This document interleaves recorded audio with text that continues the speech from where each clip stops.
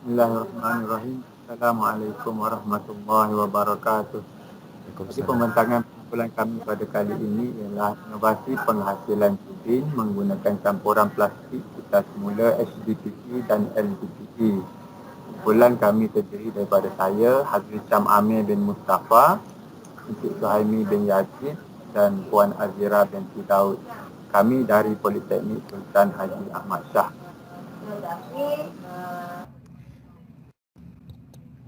Assalamualaikum dan salam sejahtera. Saya Azira binti Daud. Saya akan mulakan sesi pembentangan ni bahagian pengenalan. Jubin merupakan antara satu kemasan rumah yang tidak asing lagi bagi masyarakat negara kita. Pelbagai bentuk dan corak jubin telah dicipta untuk menambah seri ruangan pada bangunan yang dibina. Majoriti rumah maupun kedai menggunakan jubin pada lantai dan dinding untuk menyerikan ruangan tersebut. Boleh lihat gambar di sini antara contoh jubin seramik dan juga contoh kemasan jubin pada lantai dan dinding. Seterusnya kita tengok penyataan masalah.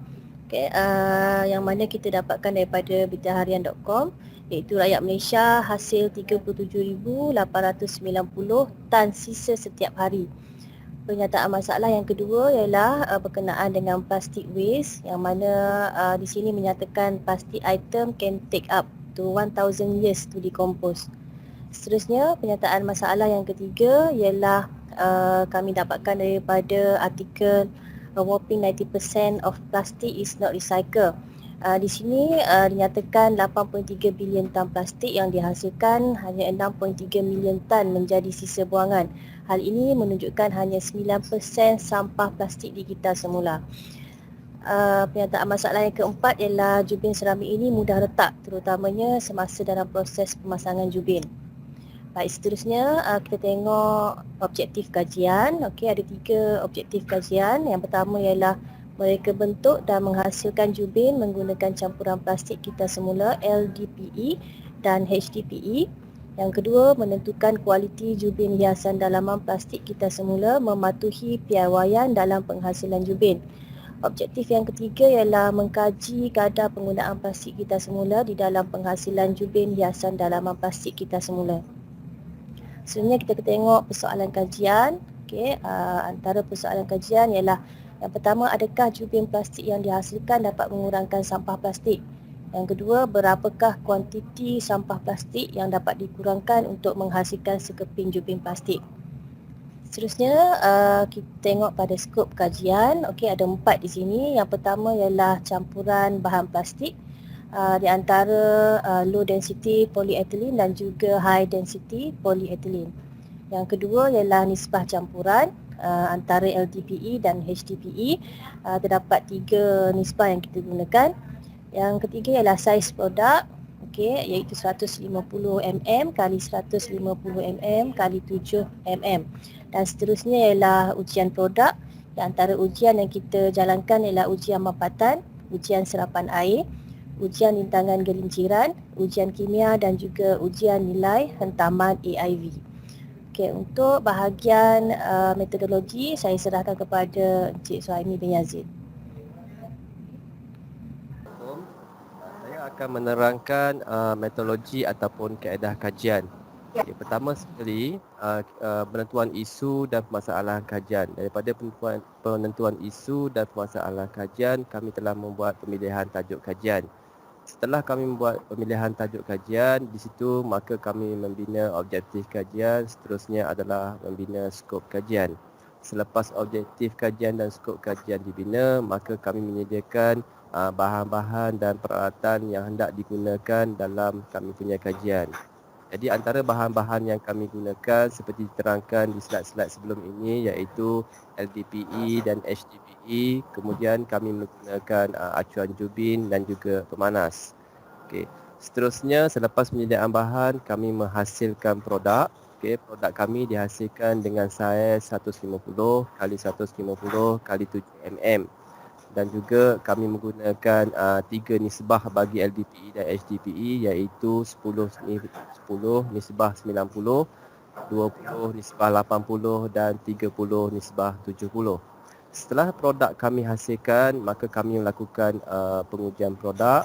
kami melakukan sebanyak 5 ujian, iaitu ujian pertama adalah ujian mampatan, kedua ujian serapan air, ketiga ujian rintangan kegelinciran, keempat adalah ujian kimia dan kelima adalah ujian nilai hentaman iaitu AIV. Setelah ujian-ujian ini dilakukan, maka kami melakukan sedikit soal selidik bagi penghasilan produk. Seterusnya kami melakukan analisis data. Okey, data-data yang kami perolehi, kami akan buat analisis. Kemudian di situ kami akan membuat keputusan dan pembincangan, seterusnya kepada kesimpulan dan juga cadangan. Okey, slide berikut adalah menunjukkan kami punya gambaran bagi bahan-bahan dan peralatan. Okey, kalau di sini boleh perhatikan, ini adalah contoh plastik LDPE. Okey, kemudian ini adalah acuan jubin, acuan bagi penghasilan jubin yang menggunakan saiz yang kami bagi tahu tadi, iaitu 150 kali 150 dengan ketebalan 7 mm. Okey. Dan gambar yang seterusnya adalah plastik HDPE. Kemudian ini adalah pemanas yang kami gunakan. Okey. Slide seterusnya, ini adalah radas-radas yang kami gunakan dalam pengujian produk, di mana kami melakukan ujian mampatan, kemudian kami akan melakukan ujian serapan air, kemudian kami lakukan ujian gelinciran dan seterusnya kami melakukan ujian hentaman batu bau iaitu AIV. Seterusnya saya serahkan kepada Encik Aziz Syamsul. Okay, untuk dapatan kajian, ini adalah contoh produk yang telah dihasilkan melalui campuran LDPE dan HDPE.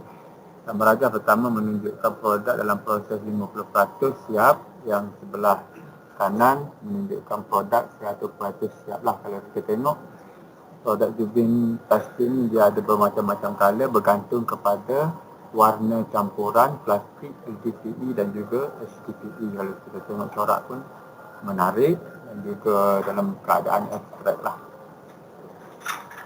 Okay, untuk ujian mampatan, dapatan data ujian menunjukkan nilai mampatan paling tinggi, iaitu nilainya 1857.1 Newton, adalah untuk nisbah campuran yang kedua, iaitu campuran 20 LDPE, 80 HDPE. Jadi, kalau tengok 1857 ini sudah melebihi piawaian yang kita rujuk, iaitu mengikut manual ISO 105453 lah, iaitu lebih besar daripada 1300 Newton. Ini dapatan untuk ujian serapan air. Dapat disimpulkan daripada sini peratus serapan air untuk ketiga-tiga nisbah, peratusnya adalah 0.2%, yang mana boleh dirujuk dalam jadual manual ASTM C373 Water Absorption and Bulk Density of Tile, menunjukkan peratus jubin yang dihasilkan bagus dan kurang resapan air. Untuk ujian rintangan gelinciran, daripada nilai purata yang kita dapat menunjukkan nilai gelinciran untuk ketiga-tiga nisbah berada dalam keadaan rendah, iaitu nilainya 52 ke atas. So, merujuk kepada manual ni, nilai ujian gelinciran adalah berada dalam keadaan rendah. So, untuk ujian makmal, didapati jubin yang dihasilkan berada dalam keadaan kelas A, iaitu no visible change, berdasarkan data yang kita dapat daripada perbezaan jisim yang kita serap lah, iaitu jisim awal dan jisim akhir. Ujian kimia ni merujuk kepada ujian pendedahan kepada peluntuk, pencuci dan juga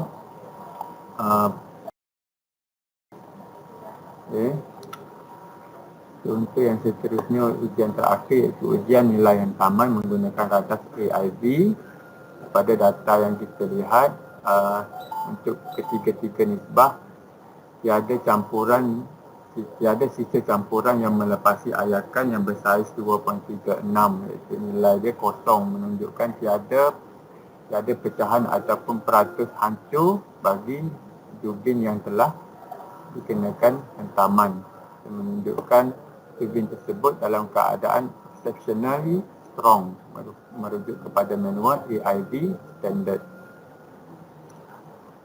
Untuk kuantiti penggunaan plastik dalam penghasilan sekeping jubin, didapati bahawa sekeping jubin memerlukan purata 300 gram plastik, yang mana ianya adalah bersamaan dengan 60 keping plastik sampah bersaiz sederhana. So, daripada 300 gram plastik tadi untuk sekeping jubin, kita dapat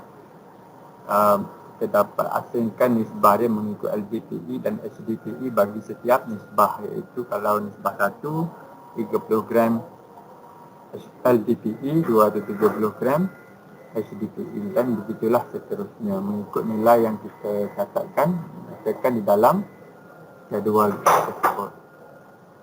Untuk dapatan soal sidik penerimaan penghasilan produk jubin, rujukan bagi analisis SCOMI merujuk kepada jadual yang dipaparkan, iaitu kenyataan ada 4 jenis, iaitu sangat tidak setuju, setuju dan sangat setuju. Jadual ini diubah suai daripada Muhammad Najib Ghaffar 1998. Dapatan untuk soal sidik objektif pertama merujuk kepada 4 item yang dinyatakan dalam rajah ini, iaitu pertama, jubin hiasan dalaman plastik kita semula boleh dihasilkan daripada campuran plastik kita semula, LDPE dan HDPE. Item yang kedua, rupa bentuk jubin hiasan dalaman plastik kita semula yang diperbuat daripada plastik kita semula menarik. Yang ketiga, penilaian terhadap nilai komersial produk jubin yang dihasilkan. Yang keempat, jubin hiasan dalaman plastik kita semula merupakan alternatif untuk menggantikan jubin keramik. Setelah soal sidik dijalankan, kita dapati data dia merujuk kepada graf yang dipaparkan. Majoritinya berada dalam keadaan setuju dan sangat setuju. So, kalau ikut gambar rajah itulah. So, secara keseluruhannya merujuk kepada jadual SCOMI untuk objektif 1, iaitu mereka bentuk dan menghasilkan jubin menggunakan campuran plastik kita semula jenis LDPE dan HDPE, menyatakan nilai sebanyak 3.97 min skala Likert berpandukan sumber Muhammad Najib Ghaffar. Oleh yang demikian, majoriti responden telah pun bersetuju dengan objektif utama kajian ini. Dapatan bagi soal sidik objektif kedua, iaitu ada 2 item. Item kelima, jubin hiasan dalaman plastik kita semula lebih kuat dan tidak mudah retak berbanding jubin keramik. Item keenam, jubin hiasan dalaman plastik kita semula tidak mempunyai tahap kelinciran yang tinggi. So, ini adalah keputusan soal sidik. Majoritinya berada dalam keadaan setuju dan sangat setuju. So, dapatan dia, secara keseluruhan, responden bersetuju dengan sejumlah SCOMI sebanyak 3.74 skala Likert. So, ini membuktikan bahawa objektif kedua ini telah dicapai dan responden bersetuju dengan objektif yang dinyatakan. Untuk soal sidik objektif ketiga, 2 item yang kita gunakan, iaitu jubin hiasan dalaman diperbuat daripada plastik kita semula dapat mengurangkan pembuangan plastik ke tapak pelupusan sampah. Yang ke-8, kos jubin hiasan dalaman plastik kita semula lebih murah berbanding jubin keramik. Ini adalah dapatan soal sidik menunjukkan SCOMI 3.74, dan dengan itu responden juga telah bersetuju dengan objektif ketiga kajian ini, iaitu objektif ketiganya ialah untuk mengkaji kadar penggunaan plastik kita semula di dalam penghasilan jubin hiasan dalaman plastik kita semula. So, untuk perbincangan, produk jubin yang dikaji telah menepati beberapa piawaian ujian jubin seperti ujian serapan air, ujian mampatan, ujian nilaian tamat EID, ujian kimia dan ujian rintangan gelinciran. Didapati juga bahawa sekeping jubin memerlukan purata 300 gram plastik, yang mana ianya bersamaan dengan 60 keping plastik sampah bersaiz sederhana. So, ini untuk saiz jubin seperti yang dinyatakan lah, iaitu 150 mm kali 150 mm kali 7 mm tebal. So, kesimpulannya, jubin daripada campuran 2 plastik, iaitu plastik LDPE dan HDPE, dapat dihasilkan. Semua nilai analisis dapatan ujian dan maklum balas daripada responden menunjukkan tahap kesesuaian dan kebolehgunaan jubin yang dihasilkan adalah tinggi. Di cadangan untuk kajian yang akan datang, penggunaan nisbah campuran plastik yang berlainan daripada yang telah dibuat perlu digunakan bagi tujuan kepelbagaian data ujian serta pengaplikasian penggunaan campuran plastik yang berlainan jenis supaya sampah plastik dapat dikurangkan secara menyeluruh.